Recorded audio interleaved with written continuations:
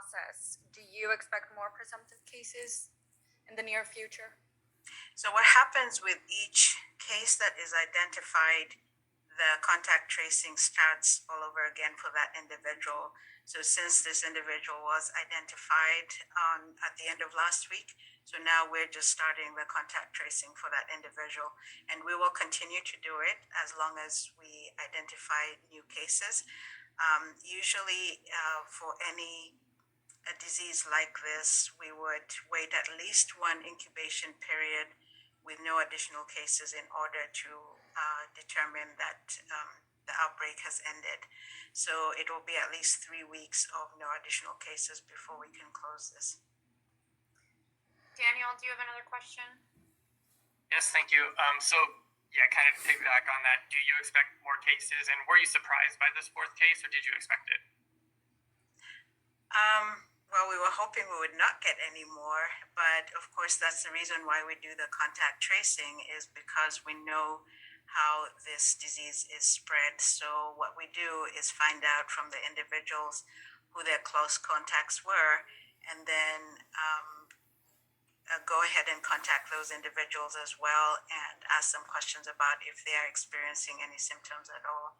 We also do offer them a vaccine. There is a new vaccine that's available right now. And for individuals that do test positive, we can also offer them treatment. Thank you, Joss. Health officials believe monkeypox is now in the community. Thank you, Joss. Health officials believe monkeypox is now in the community. Contact tracing efforts continue to find how a third probable case was contracted. And while the state says the risk to most people is low, Jen Bonizza spoke to residents who say it is concerning. The state health department says there are several ways to contract the monkeypox virus. The spread is mostly going to be by close contact. So that's really where the highest risk occurs. There can be some droplet spread, and so that's why we're saying masks are a good thing. The threat of monkeypox spreading within the community once again has many residents reaching for their masks. I wear my mask all the time. And also, just going out to places, I'm very concerned because sometimes they don't do the 6-foot seating. I am worried about that monkeypox. So does it make you want to wear your mask again? And are you just kind of scared of being around people again? You bet you. I'm going to put my arm before I talk. But I believe that mask is good for my protection, for their protection. I think it's a good idea. DOH confirmed Hawaii's first case of monkeypox Thursday and is waiting for results on 2 probable cases. Officials say they are contact tracing.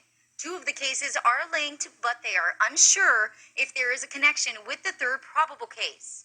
The risk to most Hawaii residents remains low. Nationwide, most cases have been among gay or bisexual men. The LGBT plus community should be aware of the possibility of increased risk and take precautions. These communities should avoid anonymous sexual contact or events where people may have close bodily contact with others. Some are asking DOH to say whether the local cases are linked to the LGBTQ community. I would like for them to be a little bit more transparent so that we can help get the word out and educate our people a lot more. Since June is Pride Month and there are a bunch of events planned, Enriquez says many are taking precautions. Hopefully this monkeypox stays low, but just in case, just kind of precautionary thing. Some of the venues are going to implement contact tracing so that hopefully we can get the word out a lot quicker. Advocates for the LGBT community want people to remember that monkeypox is not a gay disease. Anyone can catch it if they come in contact with an infected person. Jen Bonizza, KH12 News, working for Hawaii.